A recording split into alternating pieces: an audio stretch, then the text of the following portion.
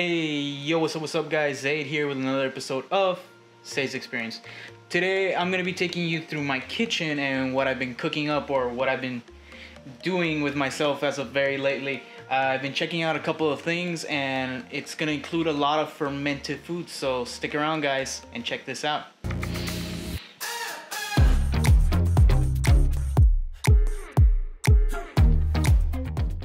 So before we start off, I wanted to give you guys a quick little update as to how my progress has been going with the whole fasting and all that shenanigans.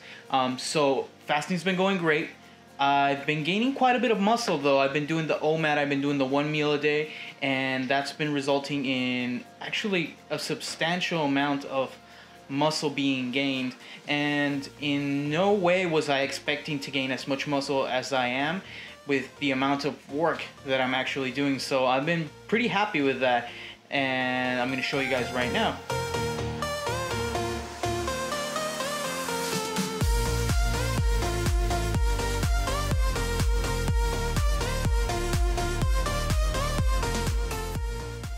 So as you guys can see, it is quite substantial. Some of you guys might say that I got a little bit chubbier or something like that, but in reality, there's a lot of muscle that has been gained, a lot of strength has been coming back, and don't get me wrong, I definitely feel the use of me not using carbs in comparison to before, and I definitely feel it when I don't use them. So that's something I've definitely noticed, but I've also noticed that I have legs again. There's a lot less hurt in a lot of areas, so it's a compensation of whatever your goal is. My goal right now isn't to get huge, isn't to put on a bunch of muscle, so eating carbs is not primordial to me right now.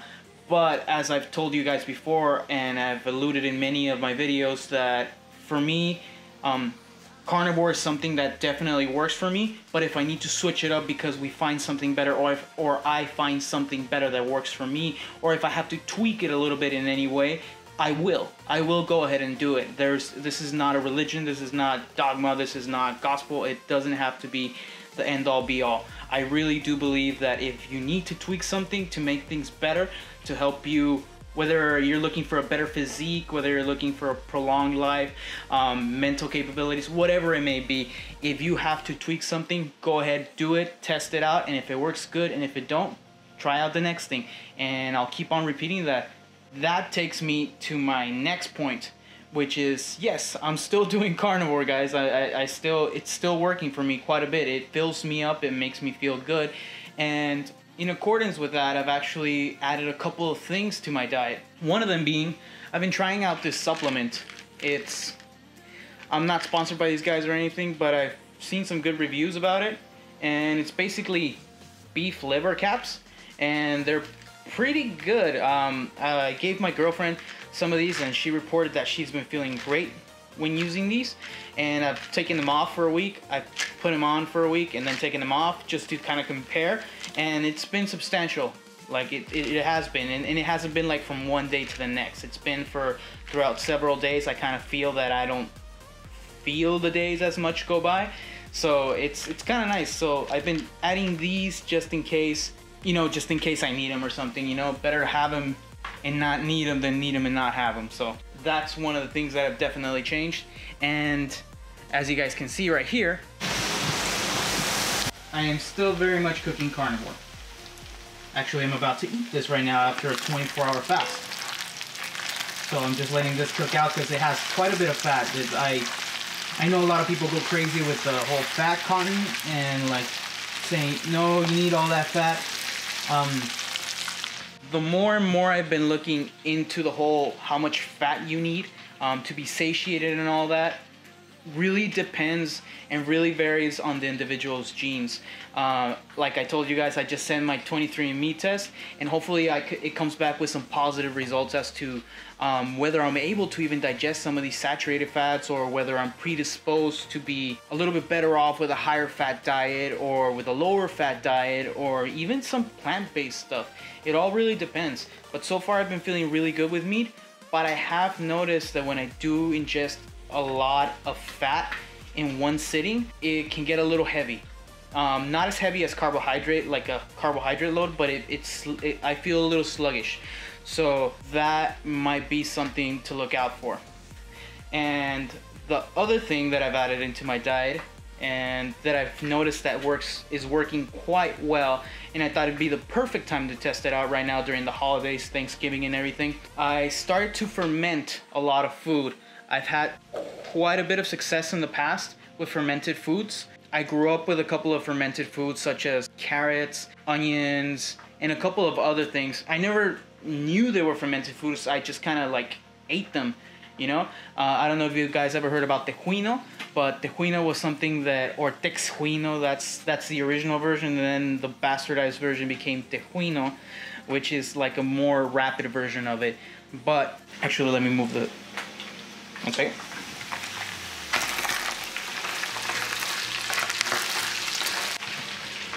Yeah, that was gonna burn. So yeah, tejuino was another thing that I ingested back in the days when I was really young and I didn't know any better. But it's actually a really good drink, and if you guys haven't tried it, I definitely encourage you. It's one of those things to try out before you die.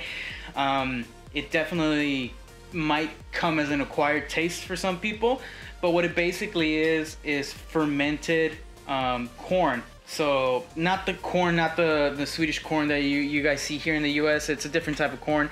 You gotta see it. It's the kernels. It gets a little bit more complicated than that. I'm terribly oversimplifying this right now. But the fermented foods that I've been adding have been quite a bit of them. I've actually been fermenting my own stuff, for that matter. As I've told you guys before, the couple of things that I'm able to eat from carbs that I feel really good with are white rice. White rice is one of the things that I can definitely eat in Carbland, and I actually feel okay with it. I don't feel heavy, I don't feel bloated, and I don't feel that it's something that kills me. Like, another food that I can definitely eat that's carbohydrate rich is yams. Yams are pretty good, and I know my grandpa used to eat them. I know my dad used to eat them on both sides, so it might just run in the family, but they don't feel as heavy. I can eat an entire, like a huge yam, and that's one of the few things that I'm okay with. And in accordance with that, the only other thing that I can eat that's carbs that I feel really, really good with is bread. But not just any bread, it's sourdough bread, and it has to be sourdough bread with as minimal processing as possible. And it can be one of that yeast fermented like sourdough breads. It has to be like actual like sourdough bread the way it was done back in the old days. And I started looking into all these. I've been actually getting into quite a bit of the fermentation kind of thing. Babe, where are my books? So as you guys can see, there's been quite a bit of heavy literature going on in regards to the whole fermentation process. Trust me, these are great books and I highly recommend them. One of them is called Wild Fermentation, The Flavor, Nutrition, and Craft of Life Culture Foods by Sandor Elix-Katz. So, really good book. Another one is, this one's a little weird, but it has some really good pictures and that show you how the fermented foods end up looking and like how the whole process ends up looking. So I really recommend it. It has some really good stuff. It's Noma Guide to Fermentation, by René Redzepi and David Zilber. Even after all that reading, I can't read these. And the one that I personally like, something that's really changed my life in regards to all this fermentation, has been The Art of Fermentation. This book is awesome, guys, by Sandor Elix-Katz. So it's a really, really good book. I highly recommend it if you guys want to get a little bit more into fermentation, and it takes the guessing work out of fermentation, and it makes you realize that this is actually safer than some of the shit we buy at the store. Just FYI, but there's some really good books. I highly recommend them. I believe all of them are on Audible if you guys don't feel like reading, but I highly recommend that you actually buy the physical books. It has some really good illustrations, some really good pictures that I think you could definitely benefit from, and again, it'll take away that guessing work if you're ever trying to dive into fermentation. So with some of the stuff, like I told you guys, I got into bread, and I really got deep into bread, and I started to create my own sourdough. from scratch. So I started doing my own sourdough starter, and I got it right here, and this is actually the 8th day. And it went through a phase where it didn't smell as yeasty as it smells right now, but it's okay. You just gotta stick with the process and you just gotta go with it. And I'm gonna be trying out my first loaf of bread, and I'll see how it feels in my stomach, and we'll take it from there. If it's feeling okay, then I'll keep it, and I'll probably eat it once a week or as a refeed of carbs of some kind. And if not, we'll see what we do with it. We'll give it out to somebody or someone. I'm pretty sure somebody in my family is gonna like it, and somebody that can actually digest carbs a little bit better than I can. And another thing that I fermented was some raspberries that I actually, these just finished fermenting. I'm gonna give these a shot. I just opened it up right now. The blueberries, they're still kind of fermenting. You can kind of see the liquid there. I think it needs like a couple more days, and we'll see where that goes. And something that I just recently tried, I've never tried sauerkraut or kimchi before, and I liked kimchi, and I know some of you guys are gonna hate me for this, but it was all right. Maybe this kimchi that I tried wasn't the best one, or wasn't one that I adored. And so I'm gonna be making my own kimchi, and I'm gonna see how that differs from a store-bought kimchi. But this was a brand that somebody recommended, and it actually ended up being okay. It wasn't bad. It wasn't bad by any stretch. But the sauerkraut, I wasn't too hot with. The kimchi, it was okay. I gave it like a 7, you know? My girlfriend really liked the kimchi. Babe, you like the kimchi, right? What would you give it? You gave it a 10? She gave it a 10. And no taste buds there. But we both agreed that the sauerkraut, we haven't been able to make a dent on it. It wasn't all that great, so I was a little disappointed on the sauerkraut. Again, I'm pretty sure that there's sauerkraut enthusiasts out there that are probably gonna shoot me, but I need to definitely make my own out of both of these versions, because everything that I've made on my own, that I fermented on my own, tastes way better than the store-bought stuff. So, and again, I don't want anything that's been bought on the store, because it's probably been pasteurized in some way or another, or somehow they've taken out the naturalness of it, which is how these foods were meant to be eaten. So that's what I've been dabbling around with. And I've noticed that with the sauerkraut, I've been using it along with food, and it does relieve a little bit of pressure from the stomach. I do feel that it works a little bit. At first I thought it was like, you know what, it's placebo effect. It's probably gonna be me just thinking or knowing the benefit. But I tried it for several days, as you guys saw. Like I've been going through it, and I really like how I feel when I'm consuming it. So I'm gonna keep it in there, and then I'm gonna take it away, and then I'm gonna be testing it out with more things. So I'm keeping it. It doesn't seem to be affecting me, and if anything, it seems to be helping out with the digestion. So that's good. As far as the sauerkraut, I'm gonna give it a little bit more of a shot, and we'll see where that goes. And the other thing that I've always had an affinity for has been pickles. Yes, guys, pickles. And I finally found a way to make my own. I've been trying these pickles that I have right here. I saw that the ingredients that they had, and very minimal ingredients, so that's why I chose to get them, and they taste amazing. So now I am in a little bit of a position where I want to make my own. So I'll be reporting back to you guys on that. And it's definitely, again, it breaks the mundaneness. Having all this breaks the mundaneness of just eating meat or just eating one thing. And then the final thing that I have right here, and this one this one has been, I think, the biggest find for me in regards to this whole fermentation.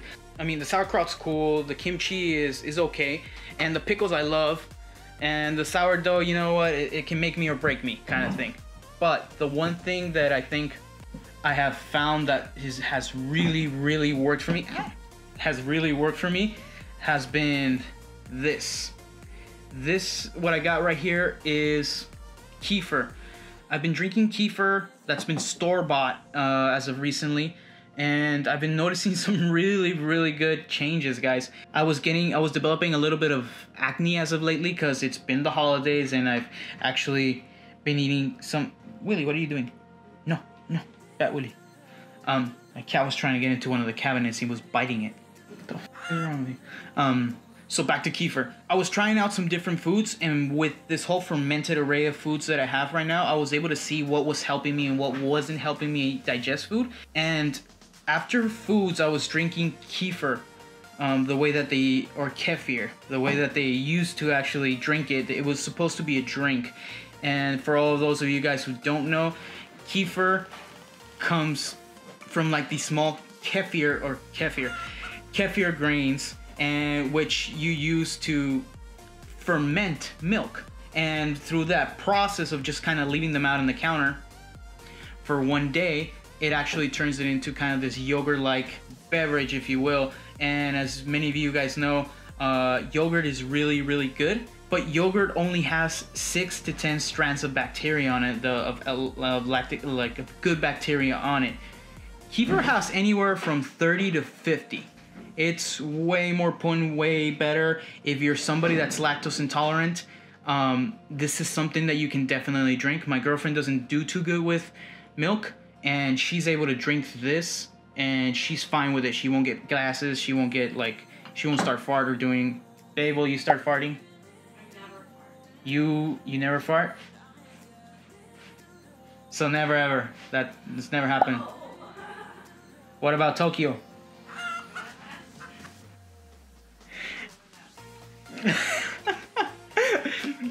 But yeah, guys, this has been really a game changer. And so the kefir that you buy at the store, it doesn't matter what brand it is, it has to be pasteurized. Through that pasteurization process, or a lot of these bacteria die, and so it kind of takes away some of the health benefits, or a lot of the health benefits from kefir, from yogurt, for whatever it may be. So what I decided to do is make my own. And whenever you make your own one, supposedly you get so much more benefits, like way more benefits. Second, you can choose the milk, obviously the quality of the milk that's being used. And third, it's way cheaper. It's way, way cheaper. The only thing you have to do is buy milk, throw in the kefir grains, which are technically not grains. They're bacteria. They're kind of like a smaller version of a SCOBY. If you guys have ever done kombucha, it's like mini SCOBYs, you could say, you know? That's all they are. They're not legitimate grains, you know? But they basically populate the milk, they consume all the sugar, and they leave this sour beverage called kefir. And I really like it. I'm gonna see, this is actually the first batch that I've actually made right now. I'm kind of reviving the kefir grains from the people that send it over to me, because I just bought the grains, and you gotta stir vigorously from what I read on the paper that came with the kefir grains. So I'm stirring vigorously. But yeah, I'll see where this goes, and then I'll let you guys know more as it develops. But yes, guys, that's what's been happening. Hopefully you guys realize that, again, the whole carnivore thing is not religion, it's not dogma. This is very poor lighting. Let me change this over here. Haha, there you go. So just wanted to let you guys know where everything was. And again, I've been super busy, but I've been really tight on time. So just letting you know, guys, I haven't forgotten about you, and I'll be making videos each week, and I'll be bringing you the Tokyo content. I know I've been telling you guys, but trust me, it's in the pipeline. It's in the works. Believe me. But in any case, guys, thanks for joining me on another episode of Zaid's Experience. Please go ahead, comment, like, and subscribe. You guys know the deal. Push that notification bell if you haven't already done so. And slam that subscribe button. I know the subscribe number is going up, but I want to see people that are just as passionate about this stuff as I am, you know? It's not about, again, it's not about the carnivore diet. It's not about the vegetarian, the vegan diet. It's not about that. It's whatever's going to make us healthier. It's whatever's going to help us propel ourselves to live a longer life, a healthier life. And same goes to the people that are around us. How can we help those people by learning with maybe our mistakes, our trials, whatever you guys want to call them? That's what this channel's for. I'll go ahead and be the guinea pig for you guys. I'll try out whatever works for me, recommend some stuff, and hopefully it works for you. And if not, hopefully I have a list that's long enough where you can find something that ends up working for you. But that is it for today, guys. I am starving. This meat is starting to smell awesome, and yeah, my girlfriend's probably gonna kill me. I'm the one that cooks around here, so Zaid out. Peace.